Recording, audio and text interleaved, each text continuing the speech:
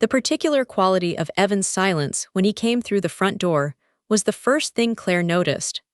Not the ordinary silence of a 15-year-old who has had a good day and is in the comfortable quiet of his own thoughts.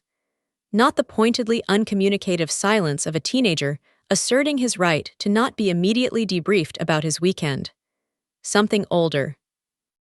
Something that carried weight in a way she recognized from her own adolescence, from the specific silence of a person who has been given information they do not know what to do with, and are carrying it the way you carry something too heavy for your hands.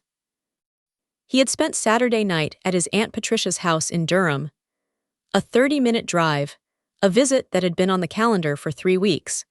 The kind of planned, cousin time that the Taylor family organized with the good intentions of people who believe that children benefit from extended family, and that aunts and cousins are worth the logistics of coordinating.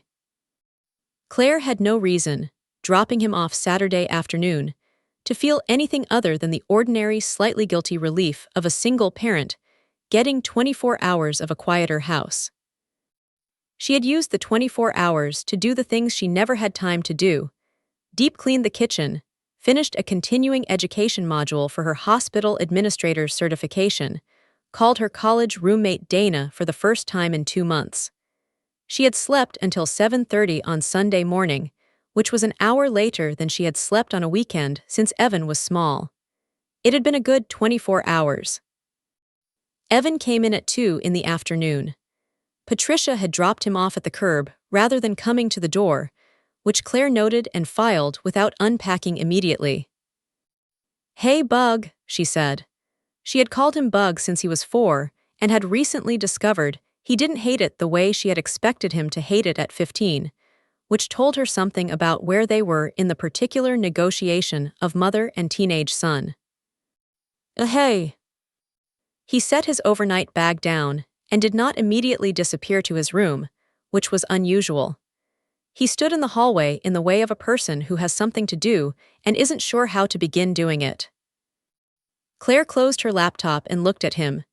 He had his father's height and her eyes and the particular combination of the two that produced a person who looked, at 15, more like an adult than she was prepared for him to look. He was looking at her with an expression she had not seen since he was 9, and had broken the neighbor's window with a baseball, and had come home knowing he had to tell her. "What happened?" she said. He sat down at the kitchen table, rather than remaining standing, which meant whatever was coming was going to take a minute.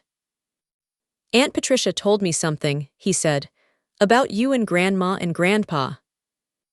Claire felt the particular stillness arrive that she had developed over 20 years of being in rooms, hospital rooms, conference rooms, family rooms, where something was about to be said that required all of her attention and none of her reaction. "Tell me what she said," Claire said. She sat down across from him. Evan looked at the table for a moment, then he looked at her. "She said that when you were in college, you did something that she called it a series of choices that made Grandma and Grandpa's marriage fall apart. She said the divorce was basically because of you. That Grandma and Grandpa were doing fine, and then what you did created a rift that they couldn't recover from." He paused. "She said she was telling me because she thought I should understand the family history, that there were things that had never been fully addressed." He was 15, and he was trying to present the information accurately rather than emotionally, the way he had learned to present things to her, because she had modeled that with him his entire life, and the care he was taking to be precise about what Patricia had said was itself a kind of heartbreak. The evidence of a boy trying to be fair to information that had been unfair to him. Claire sat with what he had said for a moment. "How do you feel?" she said. "I don't know," he said, which was honest. "I feel like I don't know what's true, and I don't know why she told me. And I've been in the car for 30 minutes, and I couldn't figure out what to do with it." "You came home and told me," Claire said. "Yes." That was exactly right. "Is it true?" he asked.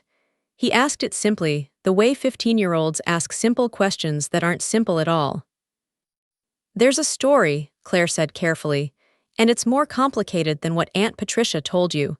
And you deserve to know the real version. But I need to do this right, Evan, because some of this story belongs to Grandma and Grandpa too, and they should be part of telling it. Can you give me a few days? He looked at her, evaluating the way teenagers evaluate whether they're being managed or trusted. A few days, he said. Okay. Thank you. She reached across the table and put her hand on his. I'm sorry she put this on you. That was not something you should have been carrying home today. He nodded. He looked slightly less burdened, which was not the same as unburdened, but it was a start. He went upstairs. Claire sat at the kitchen table alone and looked at the wall and let herself feel, in the private space of her own kitchen on a Sunday afternoon, the full size of what Patricia had done. He said, I've been in the car for 30 minutes and I couldn't figure out what to do with it. He was 15. He came home and told me. That was the only right thing either of us did that day. The divorce of Robert and Ellen Taylor had been finalized in 2002, when Claire was 22 and Patricia was 26. It had been a long time coming, in the way that divorces in long marriages are always, in retrospect, a long time coming, the trail of evidence visible backwards, invisible forward. They had married at 23, raised 2 daughters in a house in Greensboro, maintained the performance of a functional marriage for longer than was kind to any of them, and finally, in the year Claire finished college, had stopped performing. Patricia's version of events, the one she had constructed over the following 22 years, and delivered, apparently without hesitation, to a 15-year-old boy on a Saturday afternoon, was this. Claire's behavior during her college years had destabilized the family.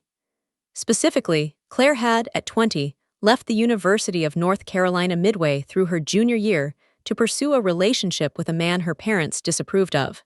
She had lived with him for 6 months in Charlotte. She had eventually returned to school and graduated, but the damage to the family had been done. The disagreement between Robert and Ellen over how to handle Claire's choices had exposed a fault line in the marriage that had widened until the marriage could not hold. There was a version of events in which this narrative had some truth. Claire had left school. She had lived with someone her parents found objectionable. There had been arguments between Robert and Ellen about how to respond to Claire's choices, whether to cut off support, whether to maintain contact, whether to express disapproval loudly or quietly or at all. These arguments had been real. The fault line they exposed had been real. What Patricia's narrative omitted, and what Patricia had known for 22 years, what Claire knew Patricia knew, was everything else. Robert Taylor had been having an affair for 4 years before the divorce. Not with anyone Claire knew, not with anyone connected to the family's ordinary life, but a sustained parallel relationship with a woman in his professional circle that had been, for the last 2 of its 4 years, known to Ellen. Ellen had known and had chosen to stay, and had eventually decided she could not keep choosing to stay, and the decision to stop choosing had coincided with, but not been caused by, the period of family conflict over Claire. The affair was the marriage's actual fault line. The conflict about Claire was real, but was not the cause.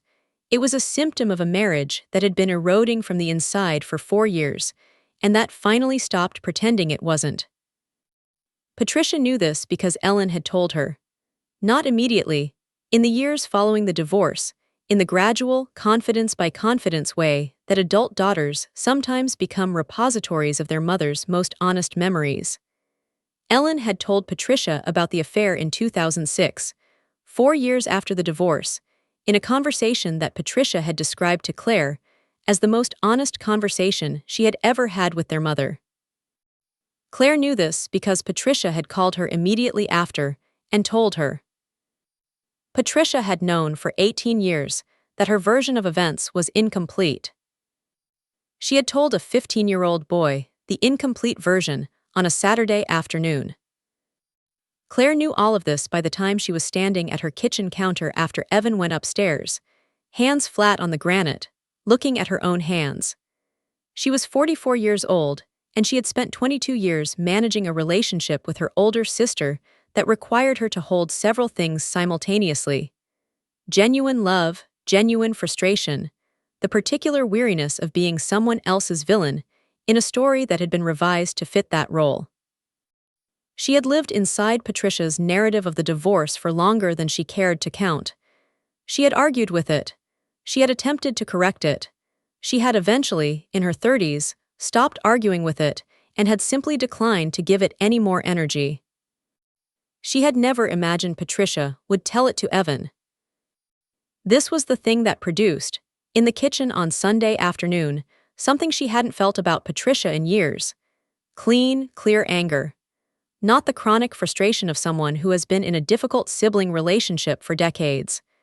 The specific, acute anger of a parent whose child has been used as the delivery mechanism for a decades-old grievance. She picked up her phone. She did not call Patricia, she called her mother. Ellen Taylor was 71 years old and lived in a 2-bedroom apartment in Chapel Hill that she had moved into 6 years ago when the house in Greensboro finally felt too large for one person and too full of the particular kind of silence that empty houses produce when the people who filled them are gone. She was a retired librarian, a woman who had spent 30 years organizing knowledge for other people, and had developed, in the process, a very precise relationship with the difference between what was known and what was believed, between what was documented and what was assumed. She was gardening on her small balcony when Claire called, the particular late afternoon gardening of a Sunday that is more about the ritual than the plants. She answered on the second ring. "Baby," she said, the word she used when she heard something in Claire's voice before Claire had said anything. "Mama," Claire said, Patricia told Evan about the divorce. A silence. The specific silence of a woman who has been dreading a phone call for a long time and recognizes it when it arrives. "How much?" Ellen said. It was not quite a question. She told him that my choices caused it, that I was the reason, that there were things in the family history he should understand. Another silence. "Does she know about?" "Yes, she's known for 18 years. Ellen made a sound that was not a word. Then she said, "When did she tell him?" "Yesterday, he came home today." "How is he?" "Confused, hurting, carrying something he shouldn't be carrying." Claire paused. "Mama, I told him I would give him the real story, the full one, and I think it needs to come from you and Dad together if that's something you're both willing to do. I think he needs to hear it from the people it actually happened to, not just from me." Ellen was quiet for a long moment. "Have you called your father?" "I'm calling you first." "Yes," Ellen said it with the clarity of a woman who has made a decision before the question finished. "Yes, I'll be there, whatever you need. Patricia had no right. Whatever history we have, whatever I have with your father, none of that is Evan's to carry. He's 15. Her voice had the precise anger of someone who has raised children and knows what it costs them to carry adult burdens they haven't been equipped for. "He is 15 years old. She had no right." "No," Claire agreed, "she didn't." "Call your father. I'll coordinate with him. We can do this as soon as this week if Evan needs it sooner." "Thank you, Mama." "Don't thank me. This is what should have happened a long time ago, in a different form. If the truth had been told when it should have been told, Patricia wouldn't have had 22 years to build an alternative version." She paused. "I have some responsibility in that. I'll own it in the room." This was one of the things about Ellen Taylor that Claire had always loved and sometimes found difficult: the capacity for precise, undefended accountability. She had raised Claire with the expectation that honesty was the obligation and that the cost of it was worth paying. She had not always met her own standard, as she was the first to acknowledge. But the standard was real, and the acknowledgement was clean. "I'll call Dad," Claire said. "We'll do Thursday." Mama said, if the truth had been told when it should have been told, Patricia wouldn't have had 22 years to build an alternative version. Then she said, "I have some responsibility in that.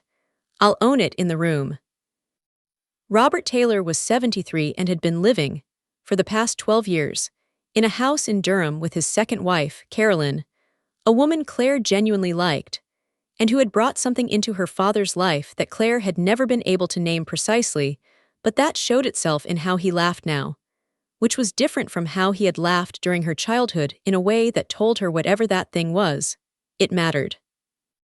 He had been retired for 3 years from a career in civil engineering that had taken him, in its middle decades, to projects across the Southeast.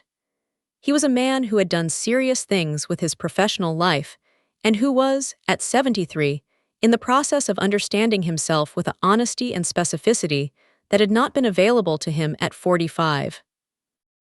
Therapy, Carolyn's influence, the particular recalibration that arrives when a man has enough distance from his own worst years to look back at them without the defenses that proximity required. All of these had produced, in Robert at 73, someone Claire recognized as both her father and as a version of her father she had always hoped would exist. She called him Sunday evening. He listened to the full account without interrupting, which was one of the things that had changed in him. The younger Robert, the one she grew up with, had interrupted reflexively, had heard partial information and formed complete responses. This Robert waited. "Tell me exactly what she told him," he said when she finished. She told him exactly. He was quiet for a moment. She told him your choices caused the divorce. Yes. Without mentioning anything else. No context. No, she called it explaining family history. He exhaled. Not the explosive exhale of anger, but the slower one that belongs to a man of 73 who has spent years working on the things he did, and hearing this has added something to the weight he carries. "I'll be there," he said. "Thursday, of course." A pause. "Claire, I want to say something, and I want you to hear it the way I mean it." "Okay." Whatever happened in the family, whatever Patricia said, whatever version she has carried for 20 years, none of it should ever have been on you the way it was. Not then and not now. What your mother and I went through was ours. We made it yours and your sister's in ways we should not have made it yours and your sister's. And whatever Patricia has done with whatever she understood about it, that's not your fault either. It started with us. Claire held the phone and did not speak for a moment.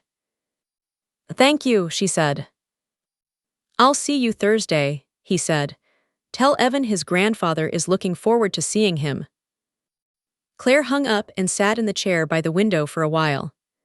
Outside, the Raleigh evening was doing its September thing, cooler than summer but not yet fall, the specific in-between quality of a season in transition that she had always found both melancholy and hopeful, the feeling of something ending that is also the feeling of something approaching.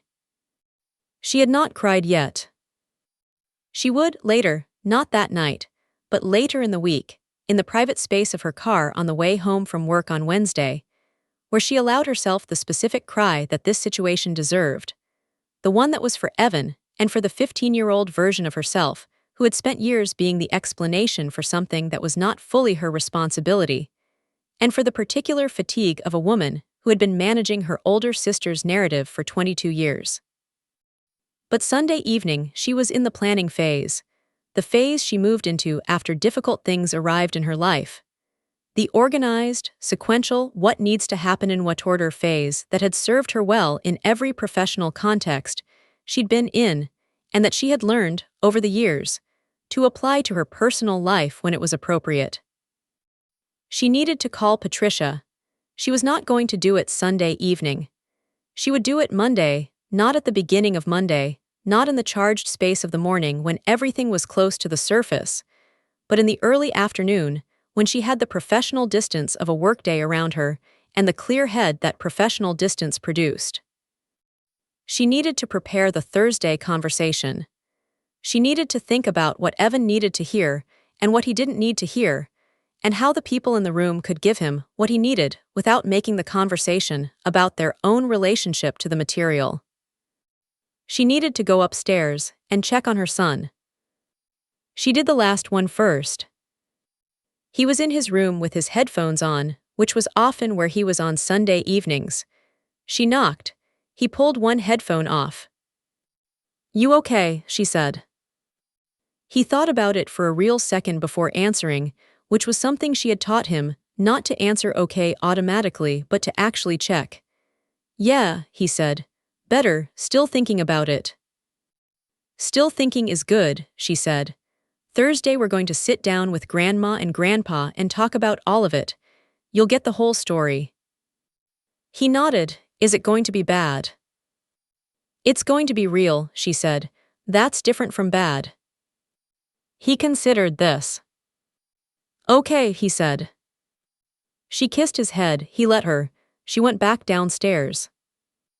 Patricia Taylor was 48 and had worked for 20 years as a pharmaceutical sales representative, a career that had required her to develop a particular professional fluency, the ability to frame information compellingly, to anticipate resistance, to present a case with the specificity and confidence of someone who has done the research and believes in what they are offering.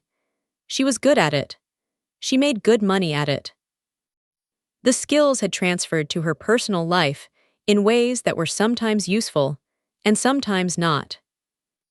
She picked up on the second ring. "Claire." "Patricia." Claire had her notes on her desk in front of her, not a script, but bullet points, the hospital administrator's habit of organizing the substance of a difficult conversation before she had it. She kept her voice neutral, which was a professional skill before it was a personal one. "I need to talk to you about what you told Evan on Saturday." A brief pause. Not the pause of someone caught off guard, but the pause of someone who had been expecting this and was finding their positioning. "I told him some family history," Patricia said. "Things I thought he was old enough to understand." "You told my 15-year-old son that his mother was responsible for his grandparents' divorce," Claire said.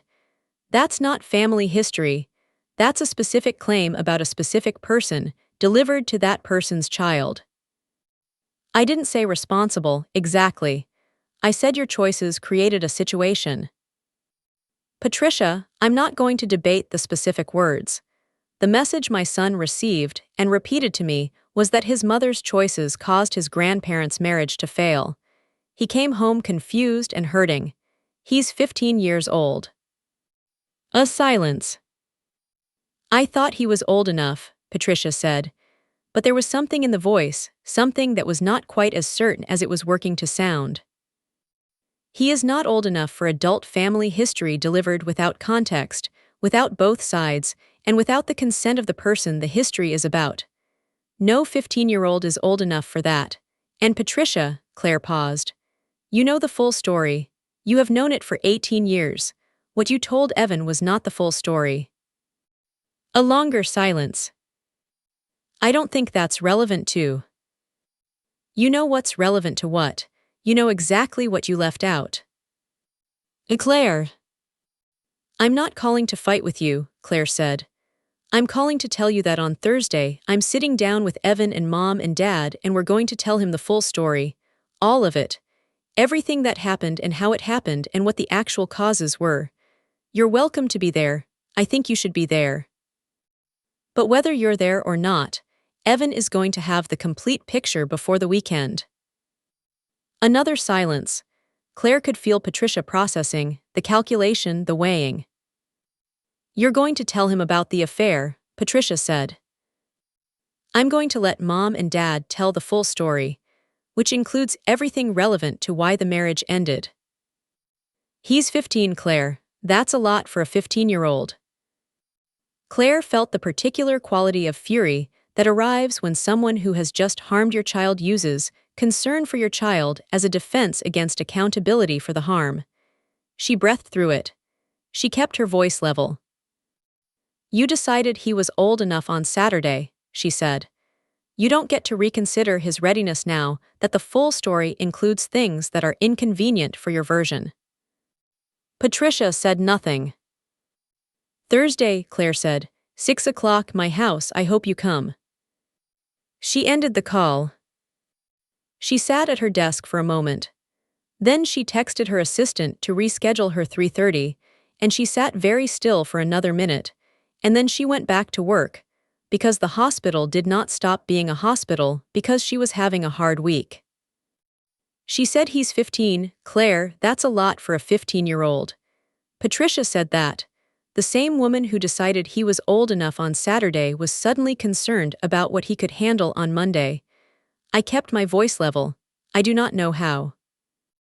Claire had known Patricia for her entire life, which meant she had known her in all the forms that 44 years of an older sister produces. The childhood Patricia who had been, in the way of firstborns, simultaneously her advocate and her tormentor. The teenage Patricia who had navigated their parents' increasingly difficult marriage with a brittle competence that impressed Claire and frightened her in equal measure. The young adult Patricia who had been, in the years of the divorce, the family's emotional manager, the one who absorbed the fallout, the one both parents called first.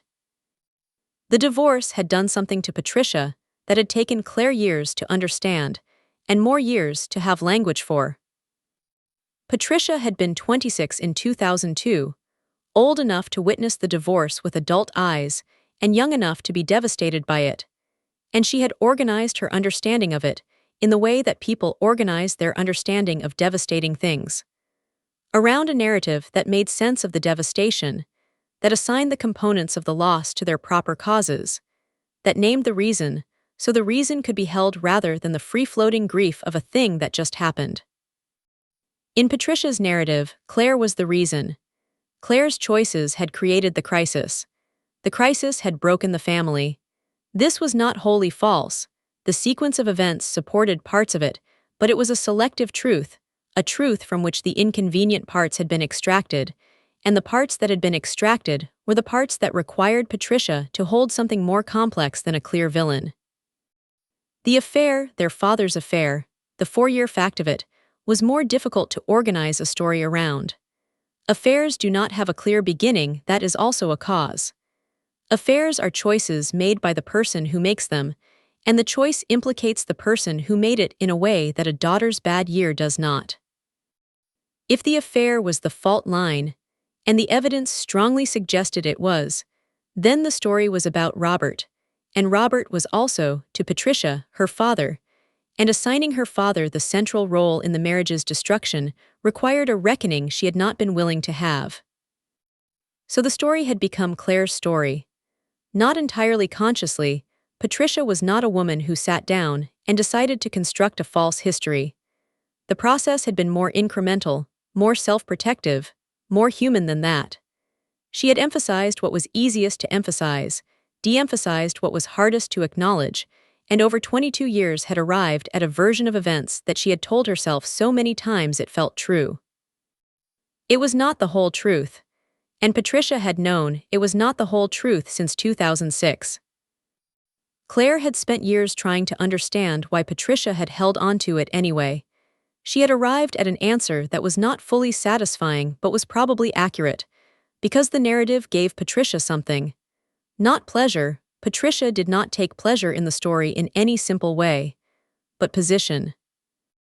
The narrative made Patricia the family member who had managed the divorce without cracking, who had stayed in contact with both parents, and maintained relationships with both households and organized holidays, and served as the family's logistical and emotional backbone, while Claire had been the one who ran away, and whose chaos had started everything.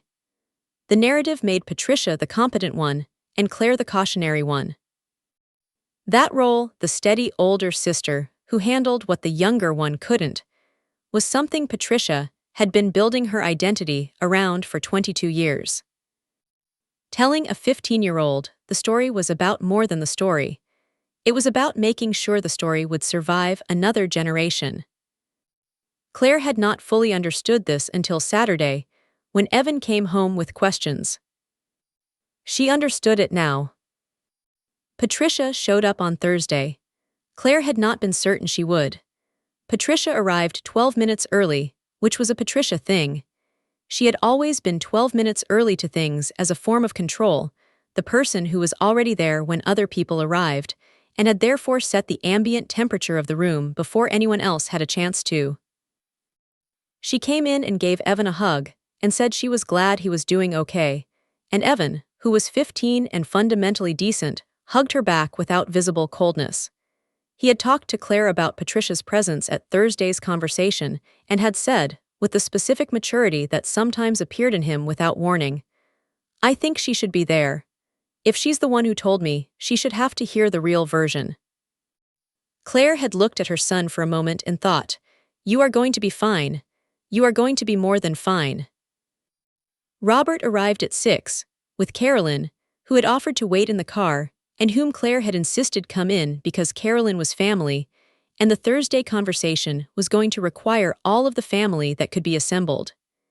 Ellen arrived 5 minutes after Robert, a punctuality so precise it told Claire that her mother had been parked around the corner for 10 minutes rather than arrive before her ex-husband.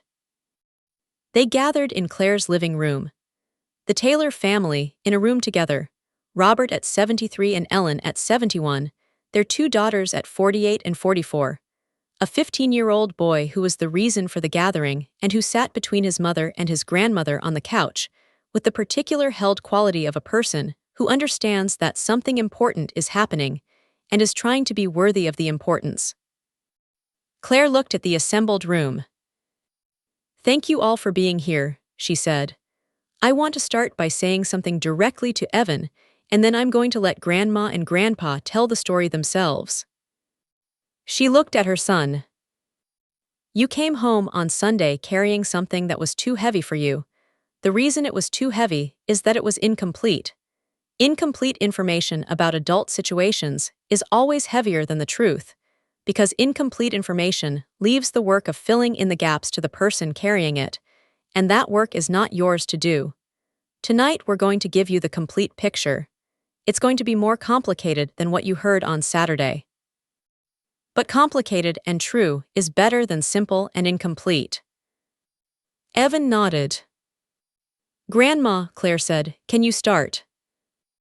"I told Evan, incomplete information about adult situations is always heavier than the truth, because filling in the gaps becomes your job. Tonight we're giving you the complete picture. Complicated and true is better than simple and incomplete." Ellen Taylor had been a librarian for 30 years.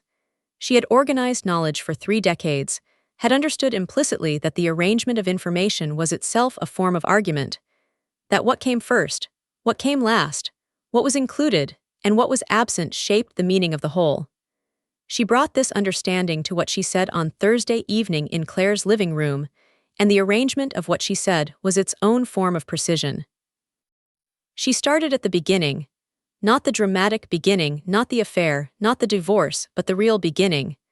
The beginning of who she and Robert were, and how they had met, and what their marriage had been in its good years, because the story of how something ended was not true without the story of what had been good. She talked about this for several minutes, simply and without performance, the way a woman talks about something that was once real and important to her.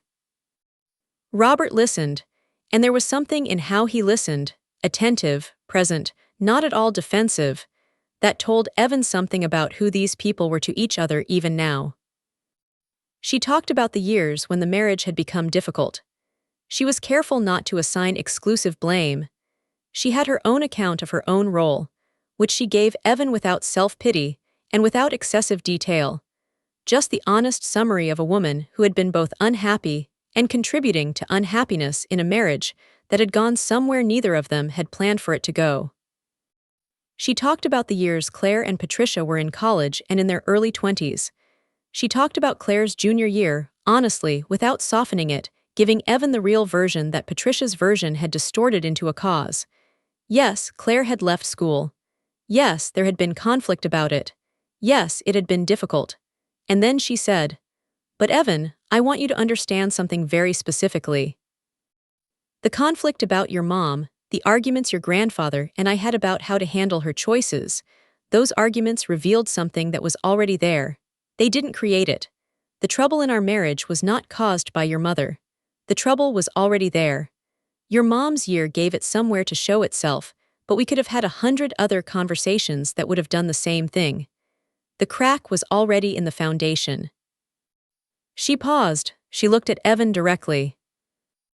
Your grandfather and I had been having problems for longer than any of you knew, she said. And some of those problems were about choices he made that I knew about for a couple of years before we divorced. I'm going to let him speak to that, because it was his choice to make and his to explain. She looked at Robert. Robert looked at Evan. Evan looked at his grandfather. I made a serious mistake, Robert said. He said it plainly, without the elaborate framing that people sometimes use when they are confessing something to reduce its impact. For 4 years before your grandmother and I divorced, I was in a relationship with someone else. I should not have been. I ended it, but the damage was done, and your grandmother had known about it for 2 years. What ended our marriage was the accumulated weight of that, not anything your mother did. Your mother was a 20-year-old making 20-year-old choices. Your grandmother and I were the adults in the marriage, and the marriage ended because of adult choices we made. The room was quiet. Evan was still. Not the closed stillness of someone shutting down, but the open stillness of someone receiving something real and giving it the space it deserved. I'm sorry you're hearing this now, Robert said. I'm sorry you're hearing it at 15 because your aunt made a choice that put you in the middle of something that wasn't yours to be in the middle of. But I'd rather you hear the truth now than carry the wrong version any longer. Evan nodded slowly. Does that make sense? Ellen asked. Yeah, Evan said. He was quiet for a moment. So the version Aunt Patricia told me wasn't. It wasn't the whole story, Ellen said. Your Aunt Patricia has her own experience of what happened, and her experience is real, but experience is not always the whole picture. Evan absorbed this. He looked at Patricia, who was sitting across the room in the armchair she had taken when she came in, and who had been, for the last 15 minutes, very still. Did you know, he asked Patricia, simply, the way he had asked Claire, is it true? Patricia opened her mouth, closed it, then said, I knew some of it. Which parts? Evan, Claire started. It's okay, Mom, Evan said. He looked at Patricia. Which parts did you know? Patricia was quiet for a long moment. She was sitting in a room with her parents and her sister and her nephew and Carolyn, who was by any measure a stranger to this conversation, and she was being asked by a 15-year-old to account for what she knew. I knew about Grandpa's situation, she said. I've known for a long time. And you didn't tell me that part, Evan said. It was not an accusation. It was an observation, stated with the flatness of a teenager who is doing the math in real time and has arrived at the answer. No, Patricia said, I didn't. The room held that. Evan asked Patricia, did you know? She said she knew some of it. He asked which parts. He was 15 years old asking his aunt to account for herself in front of her own parents, and his voice was completely even. Claire had organized Thursday's conversation around what Evan needed, which was right and appropriate, and what any good parent would do. But she would not be honest if she said there was no other dimension to her decision to hold the conversation in the specific format she had chosen. Everyone in the room, the actual people speaking for themselves, the truth told by the people who had lived it. She had wanted Patricia in a room where Patricia's version of the story could not survive, because Patricia's version of the story was 30 years old and had been doing damage for 22 of those years, and had now reached her son, and it was time for the version to meet the people it was about. Patricia's version had always depended on Robert and Ellen being absent. It had been constructed in their absence, refined in their absence, delivered to Evan in their absence. In abstract, the narrative held, Claire's choices, family conflict, marriage collapsed. Abstract narratives are easier to maintain than specific ones. Abstract narratives don't have people in the room who can say, that's not what happened, or that's incomplete, or simply, I was there and here is what I know. In Claire's living room on Thursday, Robert and Ellen were there. They were speaking for themselves.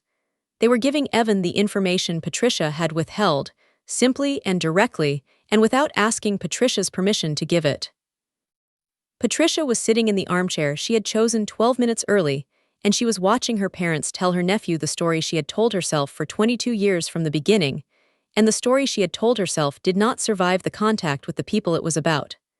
Not because Robert and Ellen were contradicting her out of spite. Their account was not combative, was not directed at Patricia, was not organized around correcting her. It was simply accurate, and accuracy was sufficient. Accuracy, in the presence of the people who had lived the accurate version, was more than sufficient.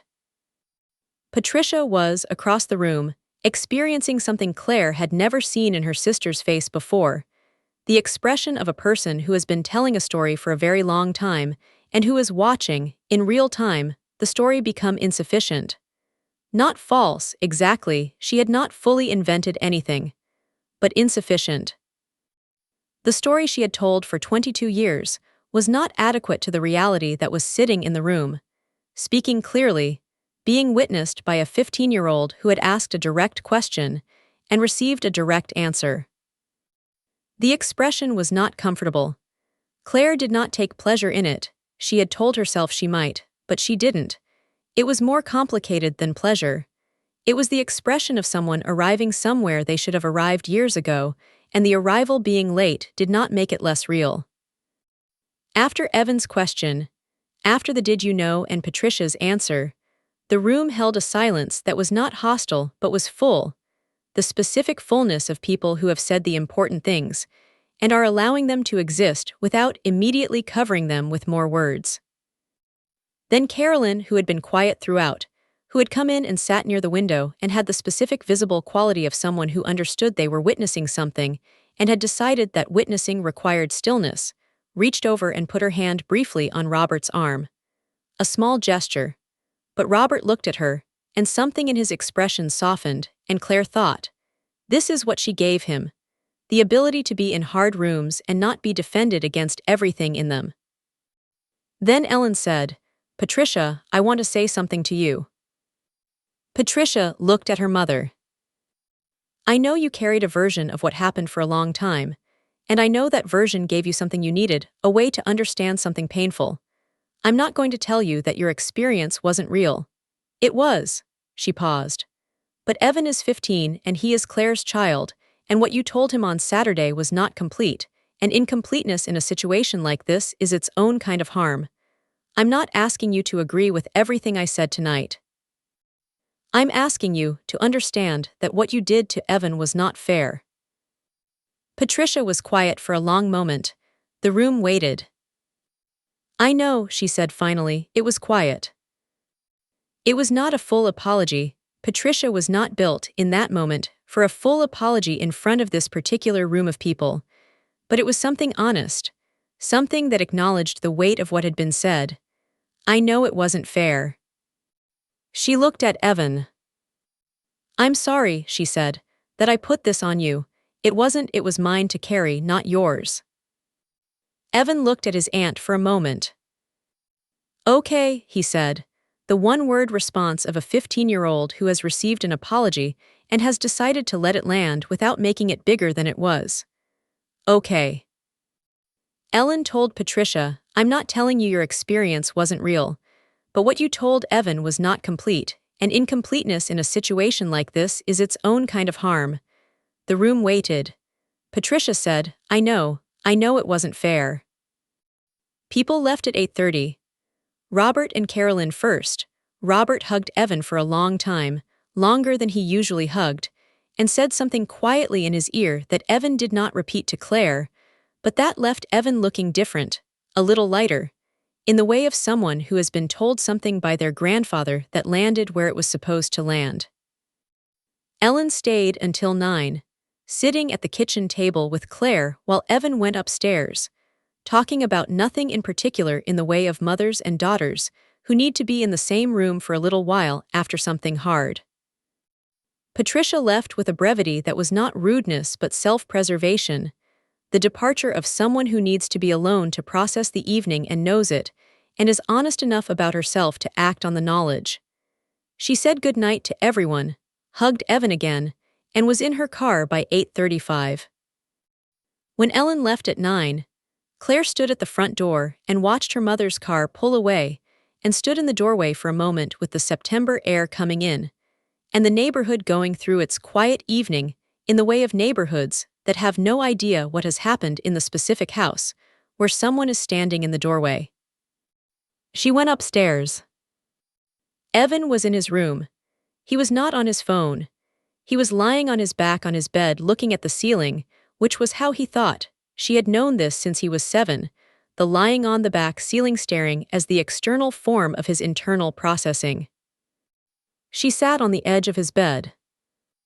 "Talk to me," she said. He thought for a moment.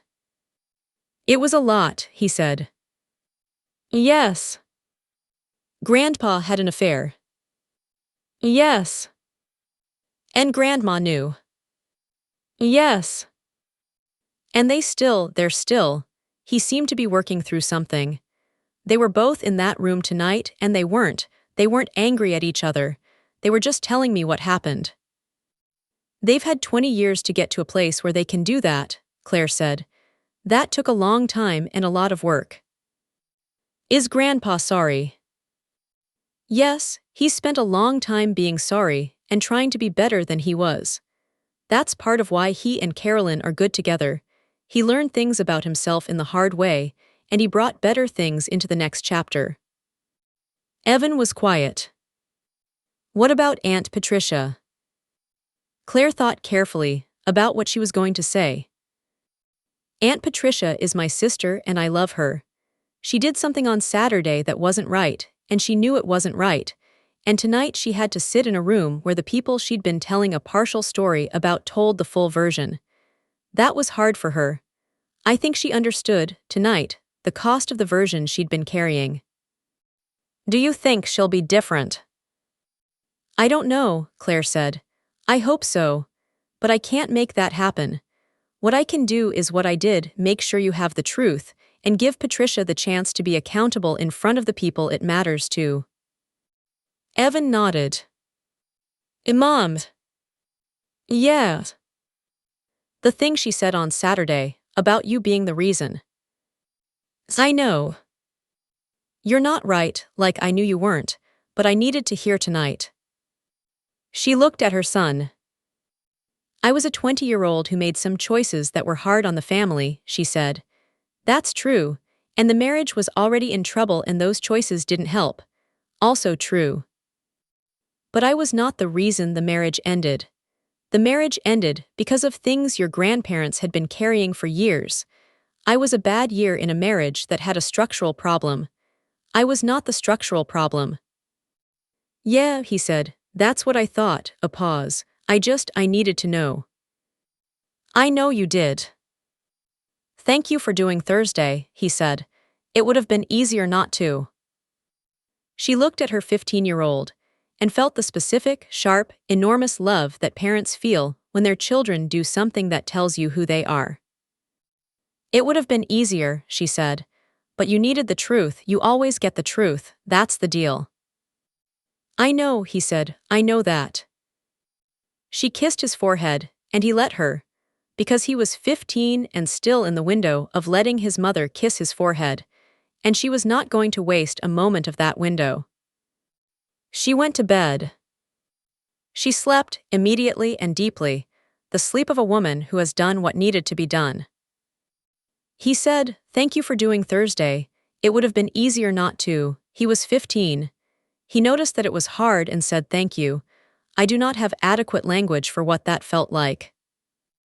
They met for coffee on a Sunday morning 3 weeks after Thursday.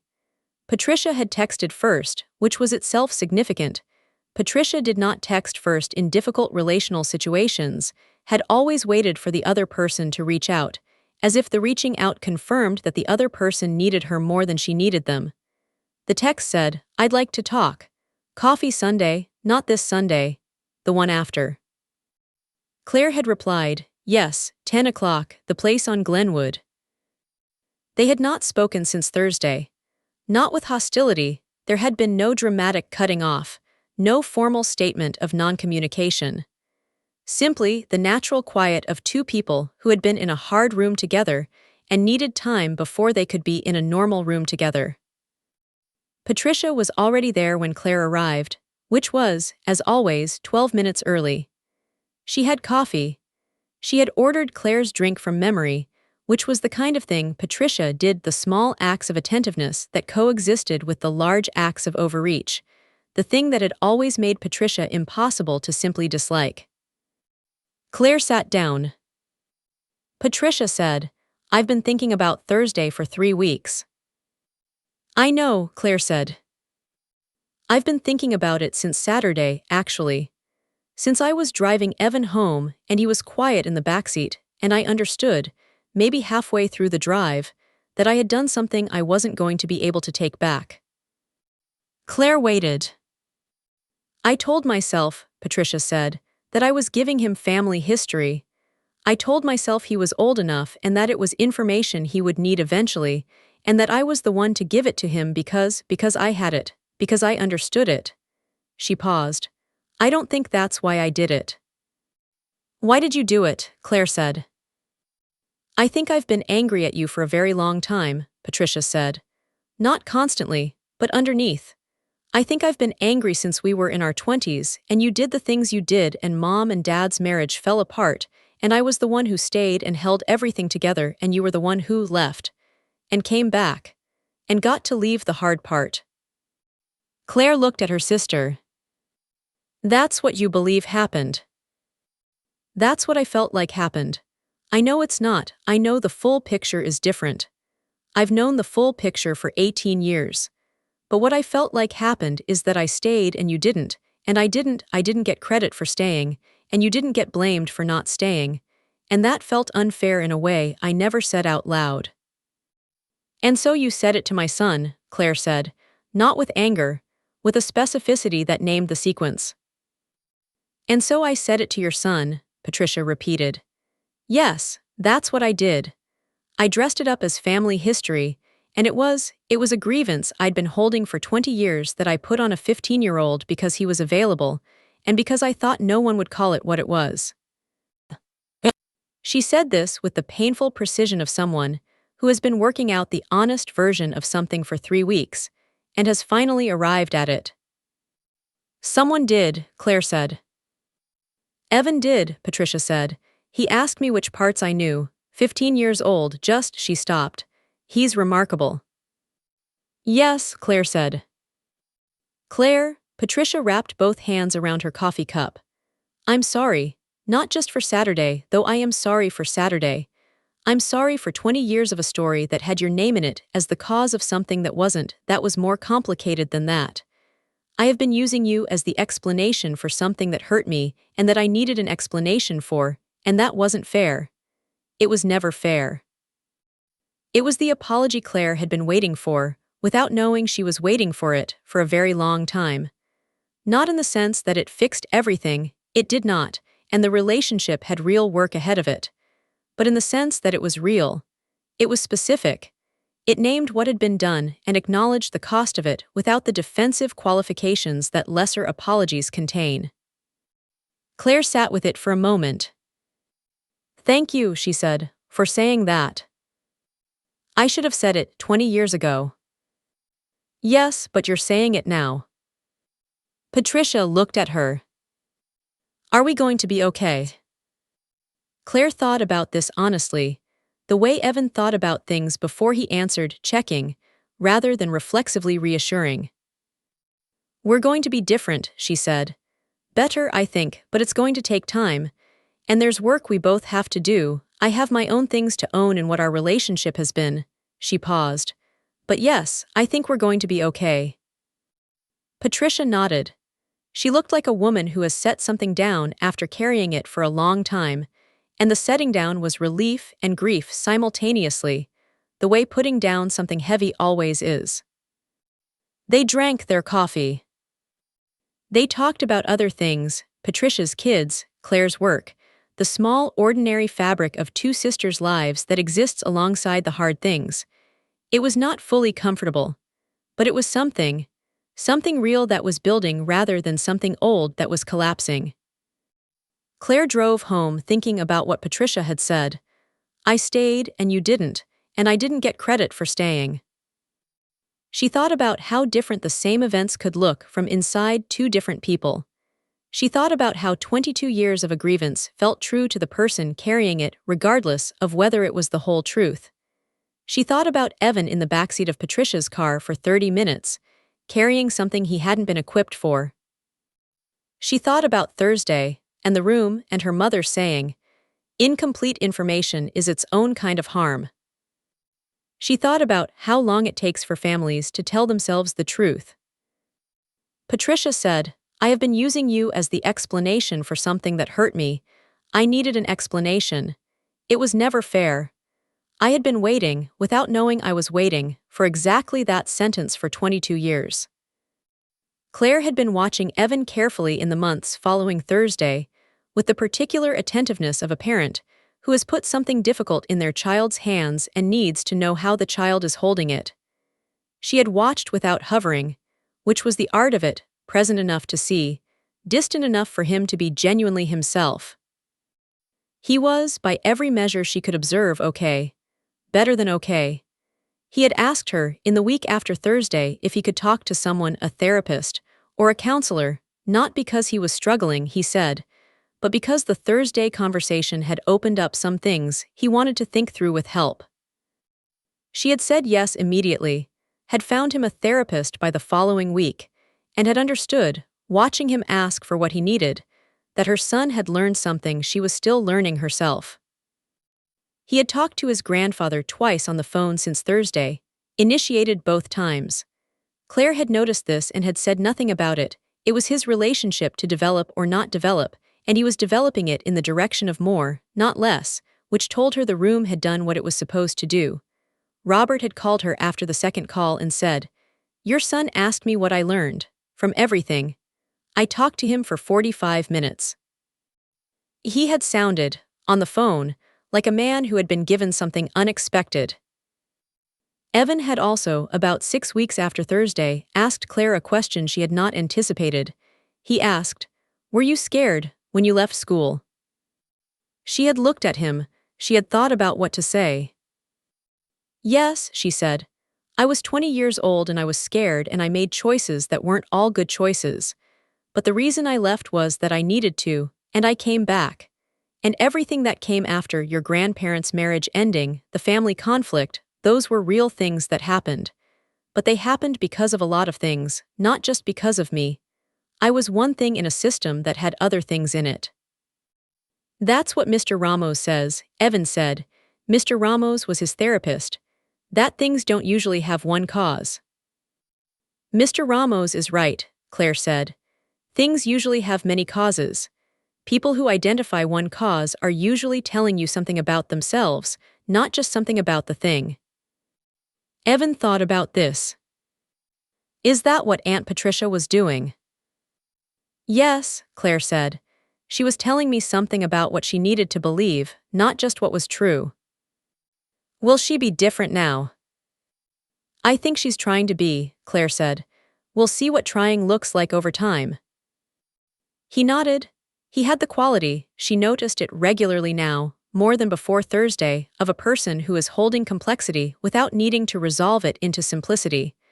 Of someone who can sit with the and also this rather than needing the either-or. She did not think Thursday had given him this. She thought he had always had it, and Thursday had revealed it. He texted Patricia on a Tuesday afternoon in December, unprompted. Claire found out about this because Patricia texted her to say it had happened, clearly surprised and clearly moved, and asked if it was okay that she replied. "Of course it's okay," Claire said. He texted her, "It's between them." He asked how her kids were doing, Patricia said. And then he said, "I've been thinking about Thursday and I think it was good that it happened. I'm glad I know the real story." Claire sat with this for a moment. "That's Evan," she said. "He's remarkable," Patricia said, for the second time. She had said it on Thursday too. "Yes," Claire said, "he is." This story is about what happens when adults use children as the delivery mechanism for adult conflicts. It is a specific and serious wrong, and it is worth naming clearly. Patricia did not tell Evan family history in the neutral sense of passing knowledge to the next generation. She told Evan a strategic selection of information designed to position Claire as the cause of a painful family event. The selection was strategic in the sense that she knew what she was including and knew what she was leaving out, and the omission was not incidental. It was the mechanism by which the story worked. Without the omission, the story was not the story Patricia wanted to tell. Children who receive this kind of information from adults they trust are in a particular bind. They cannot evaluate it, they don't have the context. They cannot reject it without rejecting the adult who gave it to them, which feels disloyal to a child who loves the adult. They cannot simply forget it, because it was given specifically and arrived specifically, and sits in the mind with the weight that specific information always carries. They have to carry it. They carry it alone, in the backseat of the car on the way home, until they find someone to give it to. Evan gave it to Claire. This was exactly right. The outcome, the Thursday conversation, the full truth, the correction of the record was possible because Evan came home and told his mother what had been done. The outcome also required that Claire had built the kind of relationship with Evan in which he knew, at 15, that she was the person to go to when he was carrying something he hadn't earned. She had built this, over 15 years, by being that person consistently, and by modeling the relationship between difficult truth and the right person to tell it to. The Thursday conversation was organized around what Evan needed. But the form of it, everyone in the room, the actual people speaking for themselves, the truth told by the people who lived it, was also a form of accountability that could not have been achieved through any other arrangement. Patricia's narrative had depended on the absence of the people it described. The presence of those people, speaking calmly and specifically about their own experience, was itself the dismantling. Claire did not have to argue with Patricia's version. Ellen and Robert simply told the accurate one, and the accurate one, in the room with everyone present, was sufficient. This is one of the things this story demonstrates, that the most effective counter to a false or incomplete narrative is not arguing with the narrative. It is providing, to the people who need it, access to the full truth. The full truth, delivered calmly and specifically, does not require defense or argument. It simply exists, and the person receiving it can compare the two versions and know immediately which one is complete. Evan was 15. He compared the two versions in real time in his mother's living room, and he asked the question that closed the gap. Did you know? 3 words. That was all the argument that was needed. This story is also about the specific damage that partial truths do over time. Patricia had been telling her version of the divorce for 22 years. She had told it to herself first, then to people outside the family, then, the week before this story begins, to a 15-year-old boy. The version had been held so long it felt true. The version had organized something Patricia needed organized. A clear cause for a painful event, a clear assignment of responsibility, a clear reason that the harder explanation, her father's choices, her mother's years of knowing and staying, was not necessary to engage with. Partial truths are more durable than outright lies because they have truth in them. The true parts are easy to defend. The false parts are hidden in the omissions, which are harder to locate than contradictions. Partial truths are also more dangerous than outright lies for the same reason. They pass quality checks that lies fail. If Evan had heard a complete fabrication, he might have pushed back or doubted it. What he heard was something with real events in it. Claire did leave school. There was family conflict, arranged to imply a causation that the events did not actually support. The true parts lent credibility to the implied cause. The implied cause was the harm. The protection against partial truths is the full truth, delivered by the people who have it. This requires those people to be willing to tell it. Ellen and Robert were willing. Not without cost. Telling your 15-year-old grandson about an affair and the end of a marriage is not a comfortable thing, regardless of how much time has passed. But they were willing, because Evan deserved the complete picture, and because the complete picture, in this case, was also kinder to their youngest daughter than the partial one had been. Claire Taylor is 44 years old and has been the administrator of the Midtown Regional Hospital Medical Center in Raleigh for 7 years. She manages a staff of 214 people, a budget in 8 figures, and the particular logistical complexity of a mid-sized regional hospital that is trying to serve a changing population with resources that are never quite sufficient for the size of the need. She is good at it in the specific way that people are good at things they were built for. Not effortlessly. Her work is demanding and she works hard, but with a fluency that tells her and the people around her that she is in the right place. She went back to school after her difficult year and graduated from the University of North Carolina with a degree in public health administration. She earned her master's degree at Duke at 26.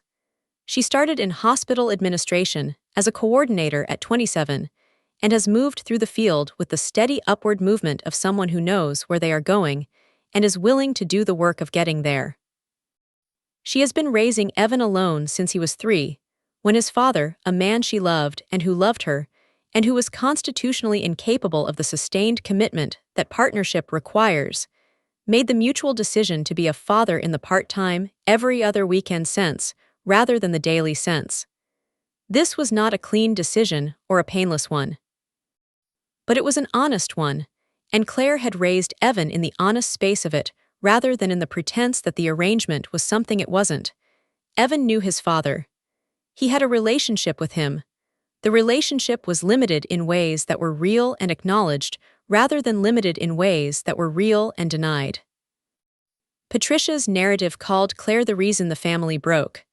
Claire's life, looked at plainly, is the record of a woman who left one thing that was not working for her and came back and built something real. The leaving was hard on people. The building has been real.